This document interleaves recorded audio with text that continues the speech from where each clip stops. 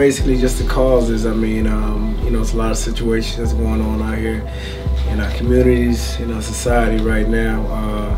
You know, within the last few weeks, we've seen some African American males, unarmed African American males, you know, getting murdered by these police officers that are sworn to protect us.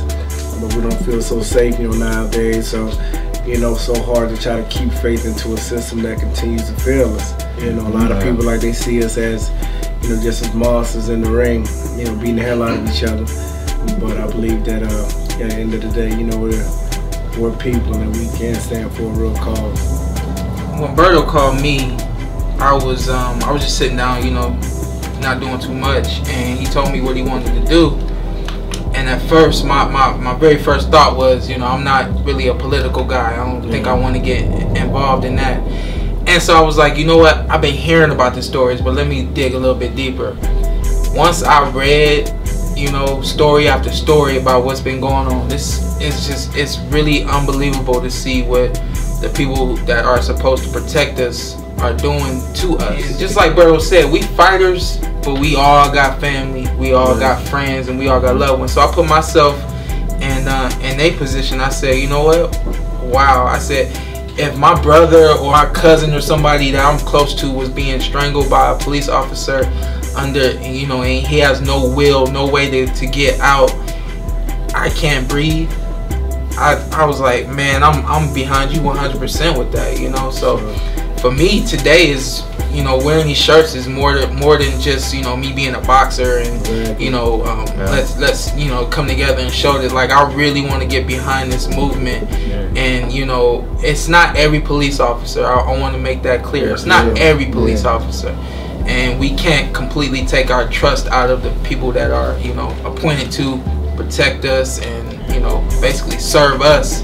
But at the same time, we do have to be aware of what's going on out in the world, and shed some light on it and bring it to that way it doesn't happen anymore. Exactly. I think for me, the whole situation is, it's not every police officer, like Shawn said. It's the ones that misuse the authority that they're given. You know what I'm saying? I mean, that's I think what the whole thing stems from right now, where the whole world is mad. It's not about cops doing anything. The cops are here, they help.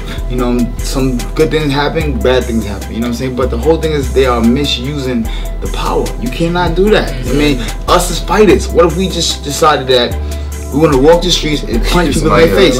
We could probably beat everybody we hit in the face. Now, is that right? No, it's not right. So it's the same thing that we want to stand here as powerful world champion individuals and show the world that with us having our power, we don't misuse our power. So. And I think us as people, especially our minorities, you know, we got to empower our youth that, you know, it's okay to be a police officer too and actually be a good cop, to do good things and help lives and save lives. You know, we had an incident happen in Brooklyn where, you know, a couple was standing in the hallway and some police was coming down the stairs, got scared, and basically shot this kid and killed him. And I think, you know, we getting people that don't understand our neighborhood, don't understand our community. They let these, you know, guys come in there and they're very scared. So automatically the first thing you got, if you have a weapon on you, the first thing you're gonna do is reach for your weapon, because that's your only sense of power that you have. So I think we have to educate the cops now that, you know, if you're going to be working in these neighborhoods, you know, it's best to go in there with an open, free mind that, you know, you're different and you're a stranger here, but you got to unite with those people there.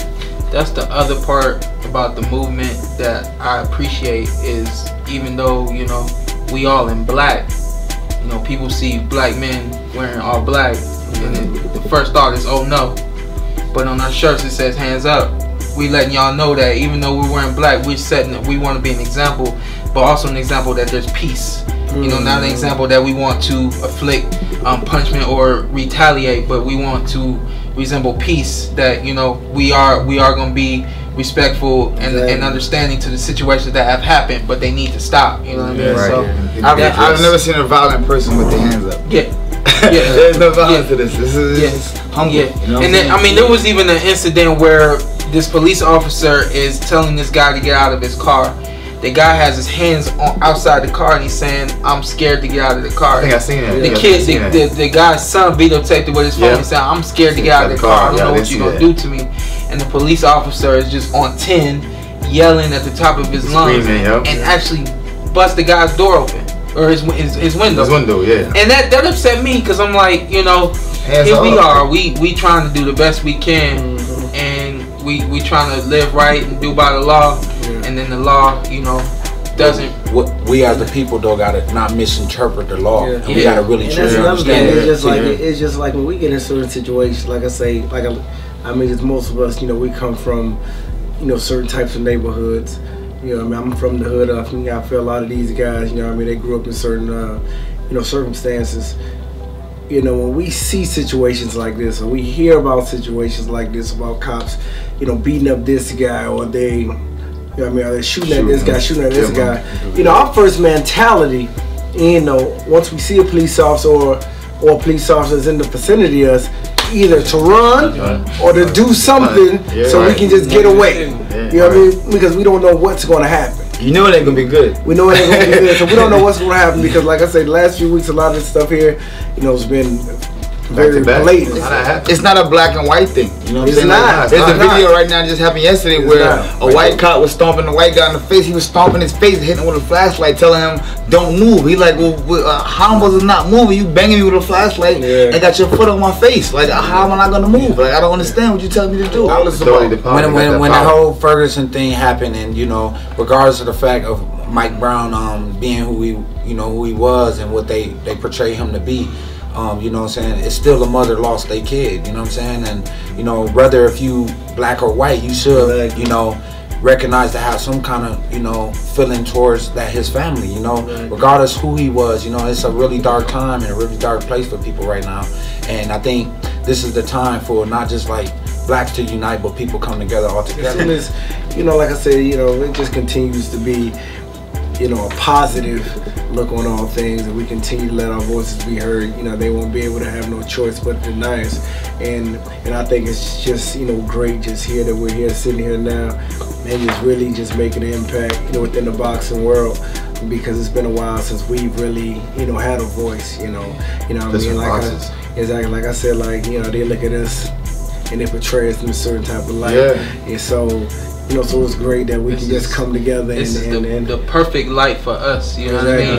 Because we all have a voice. We're in a very privileged position, being professional athletes, that we can speak to everybody right now and say, we're fighters. We are designed to hurt people. Exactly. Like, we're violent. Like, we have a violent sport. Right. We're in a violent sport. Babies over 6 We want to take this time right now to use our voice and just say that we want it to stop. We want to, like, stop. And we got to promote peace. That's it. We want peace. And, you know, and to the ones that's, if you're gonna protest positive. Protest with your brain. Don't protest going out there. Don't protest.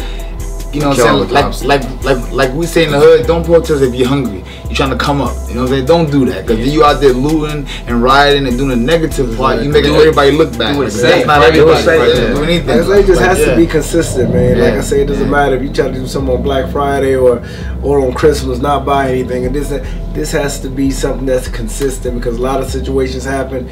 You know, we protest for a week and that's it. You know, everything goes back the same. Right, exactly. And I meant that too. I asked you, I said, can I keep this shirt? I'm gonna find my shirt. I'm gonna wear it, man. I'm gonna wear it, and I'm gonna be an example, man. I appreciate you having us here today, man. Sure.